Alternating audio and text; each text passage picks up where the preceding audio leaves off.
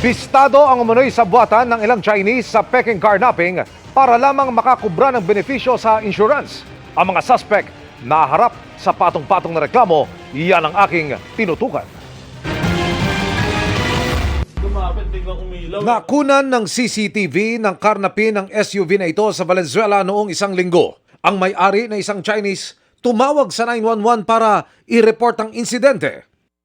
Ang aligasyon ng biktima ay pumarada lang sila doon sa tapat ng Jade Subdivision. Pagbalik nila, wala na yung kanilang sasakyan. Agad na nakakuha ng lead ang pulisya at sa talyer na ito sa Caloocan, na-recover ng Valenzuela Police ang SUV. Sa investigasyon, lumabas na ang lalaking nakunan ng CCTV na tumangay ng SUV ay ang may-ari ng talyer kung saan na-recover ang sasakyan.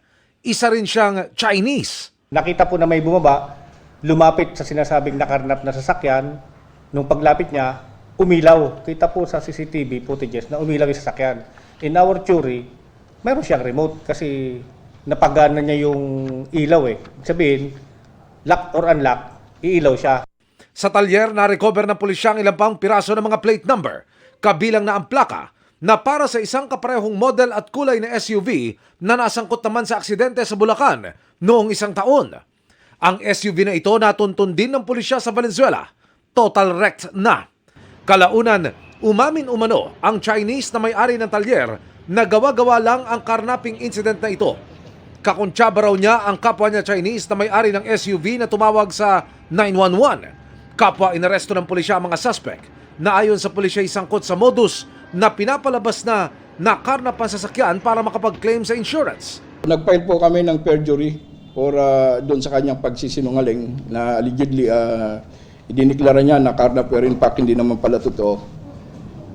Nag-file din po kami ng violation for Republic Act 4136, yung illegal transfer of plate. And idinagdag na rin po namin dito yung insurance fraud. Mayroong mga ganitong nangyayari na dinideklarang nakarnap ang sasakyan para makakuha ng insurance. Kakasuhan din sila sa paggamit ng 911 sa kanilang kalokohan. Ito palang paggamit nila ng 911 ay hindi pala tama, imbembentong kaso na hindi naman pala totoo. Kaya ito po isang magsisilbing leksyon sa ating mga kung gagawa ng kalokohan, gagamitin pa ang 911. Patuloy namin sinusubukang makunan ng panig ang mga suspect. Para sa GMA Integrated News, Emil Sumangil, Nakatutok, 24 Oras.